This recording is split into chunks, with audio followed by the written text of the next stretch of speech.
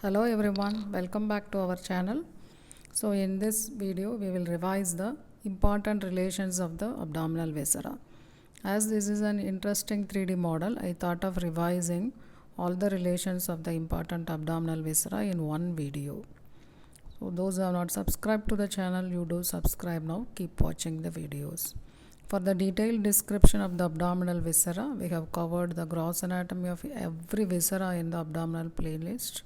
You go through that. In this video, we will revise only the important relations of the abdominal viscera. So now we will move on to the topic. In this 3D model, you are seeing the abdominal viscera in situ. So first, in the uppermost right quadrant, you are seeing the liver, stomach. So we will now revise the relations of the anterosuperior surface of the stomach. So what you are seeing is the anterosuperior surface of the stomach. It is related with the gastric impression of the left lobe and quadrate lobe of the liver. So that is, before that, if you see the abdominal part of the esophagus, it is related with the posterior surface of the liver. This anterosuperior surface of the stomach is related with the inferior surface of the left lobe of the liver. So that is the stomach anterosuperior surface. Right part is related to the inferior surface of the left lobe of the liver. If you see the upper and left part, including the fundus and the part of the body related to the diaphragm. So diaphragm is not given. Outside the diaphragm, related to the left lung, left pleura, base of the left lung, pericardium and the heart, 6th to 9th costal cartilages. So the costal cartilages have been removed in this. Now you can understand anterosuperior surface is related to the 6th to 9th costal cartilages of the left side and their intercostal spaces. So that is the relation of anterosuperior surface, liver, diaphragm, outside the diaphragm, costal cartilages.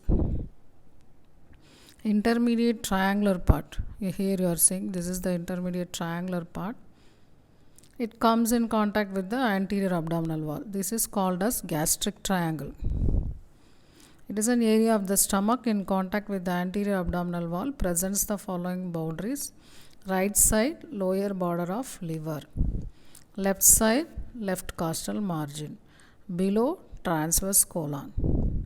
So if there is incomplete esophageal obstruction, a tube is introduced in the stomach through the gastric triangle through the anterior abdominal wall. Because this part is not related to any viscera, you can see this part is called as the gastric triangle.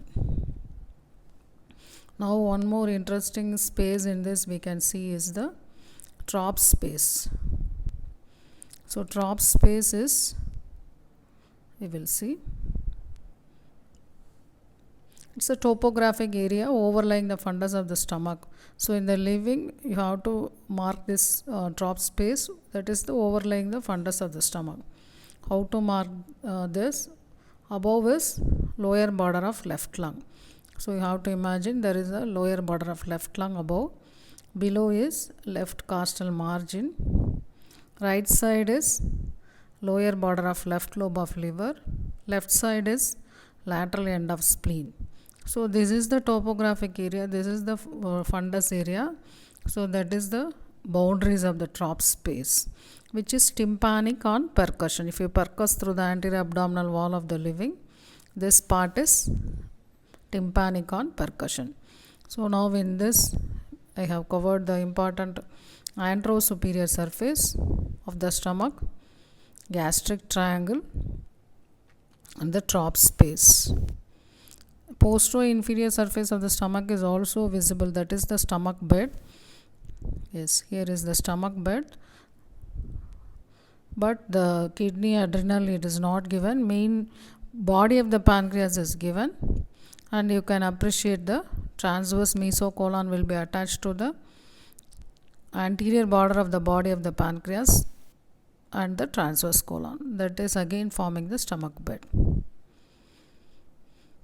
In the liver, you are seeing the falciform ligament attached to the anterior surface of the liver, dividing this surface into two lobes, that is the right lobe and the left lobe.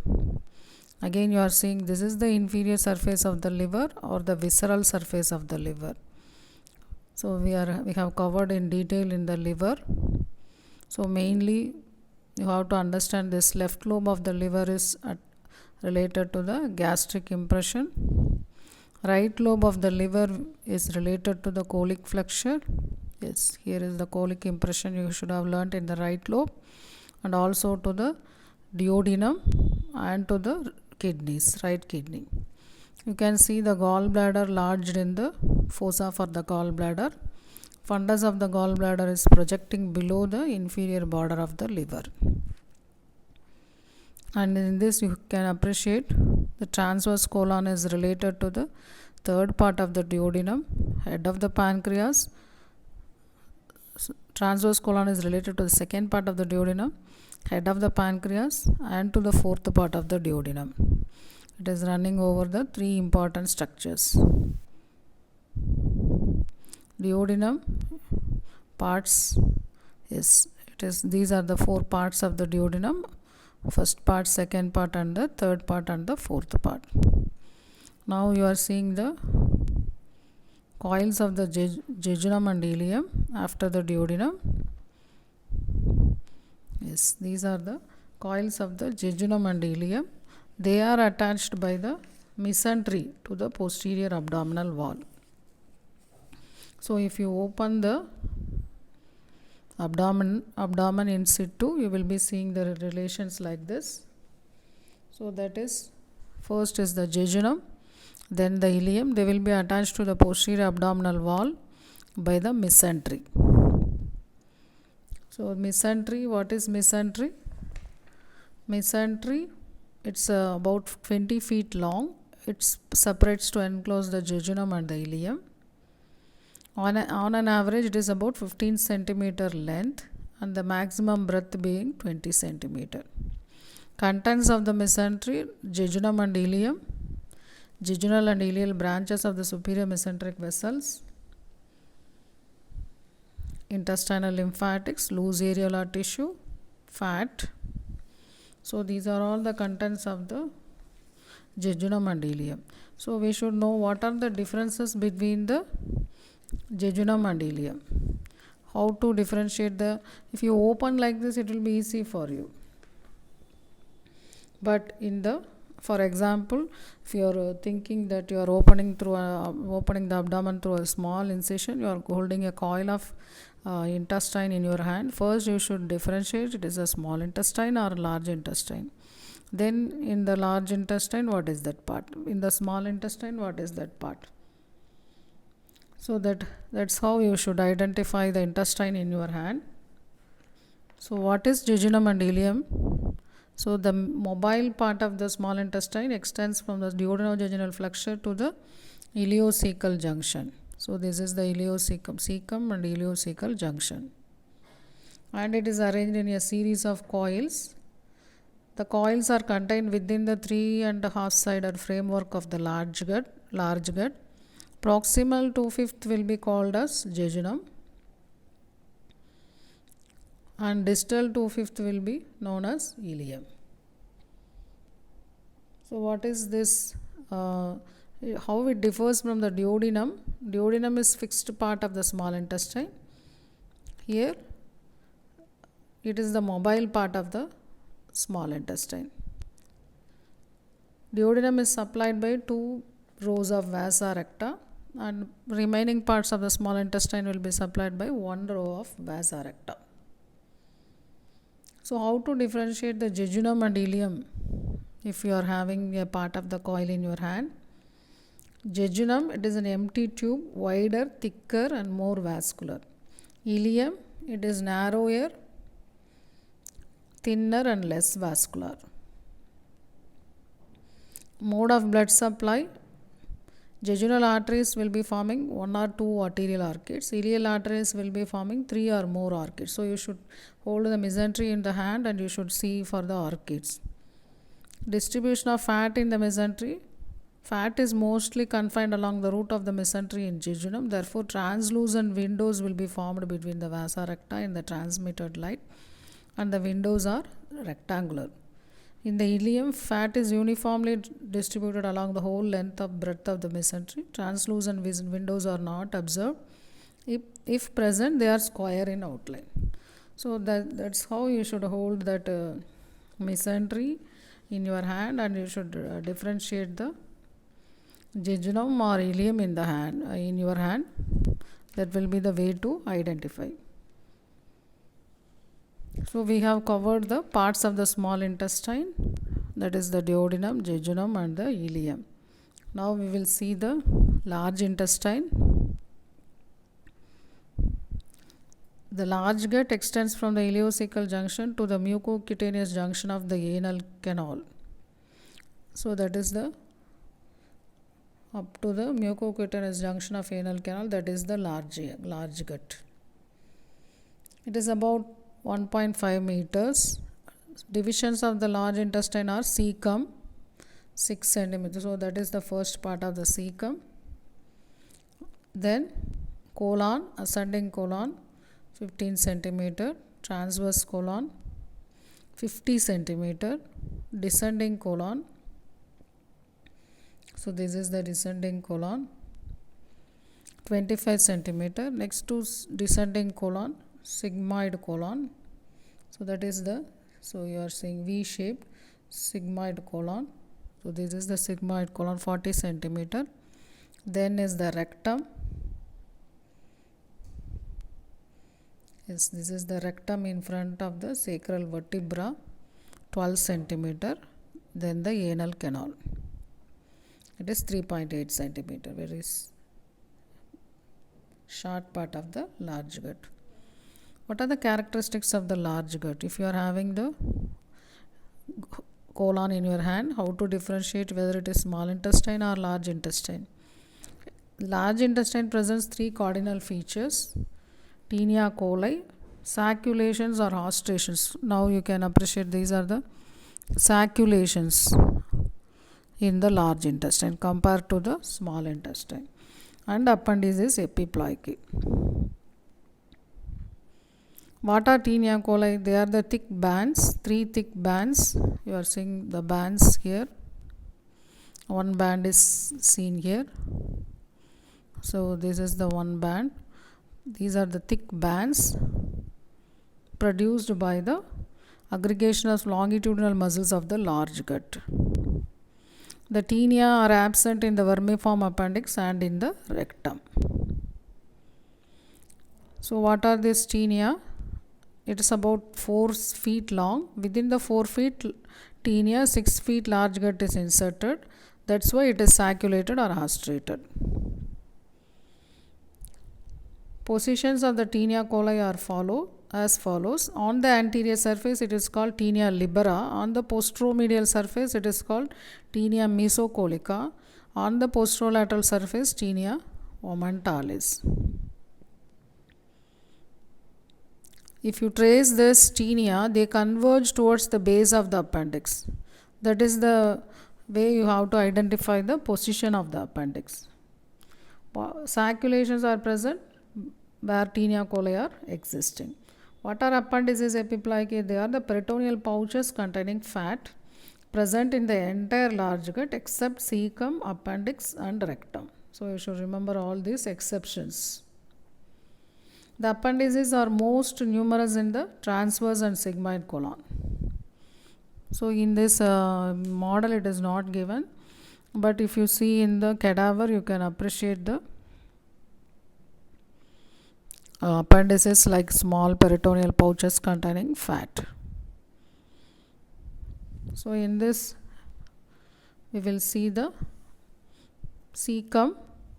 Cecum is the commencement of the large gut. We have covered cecum separately in the another class on the abdomen playlist. Now here we will see only the relations of the cecum. You can see it is an asymmetrical sac.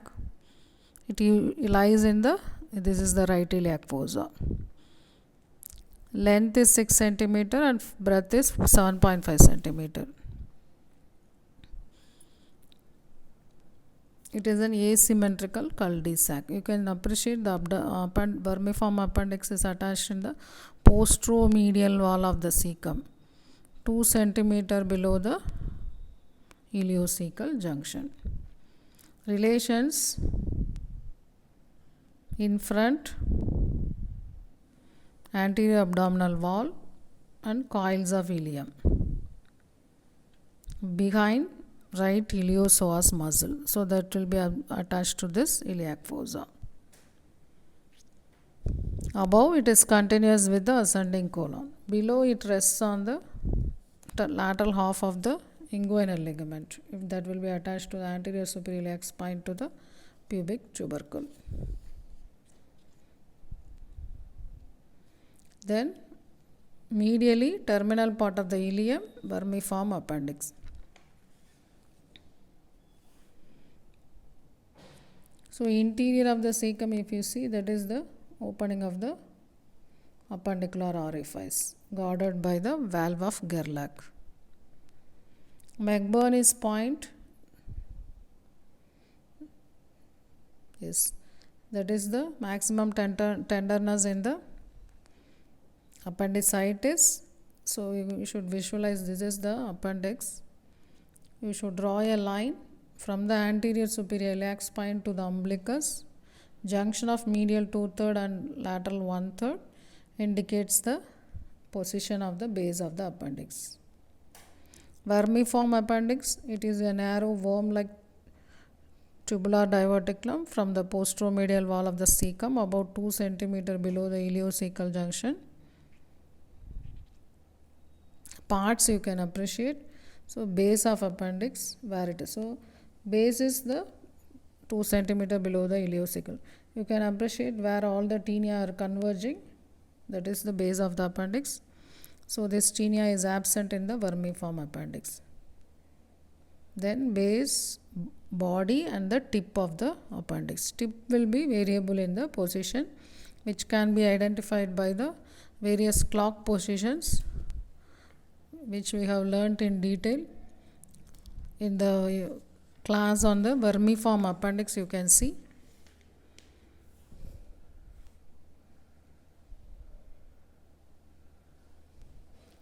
Yes, this is the parts of the small intestine. Now we will see the large intestine. Ascending colon. Yes, this is the ascending colon, which is about 15 centimeter in long. Transverse colon is 50 centimeter in long. Junction of these two colons, that is the right colic flexure. You can see this is the right colic flexure, otherwise called hepatic flexure. How to represent this hepatic flexure? Represented by a point about 2.5 centimeter below the transpyloric plane. So this is the hepatic, because it is related to the right lobe of the liver. This is called hepatic flexure.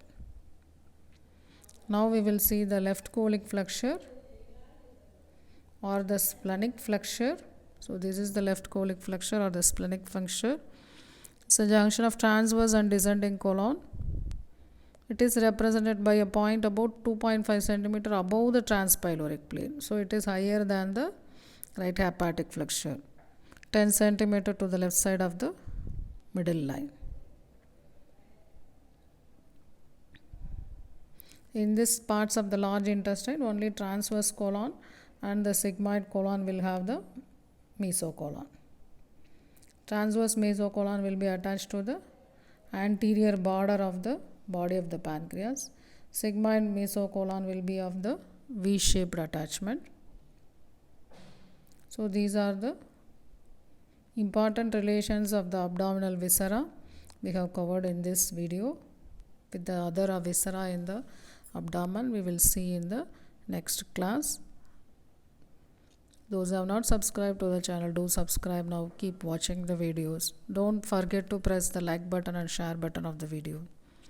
Thank you.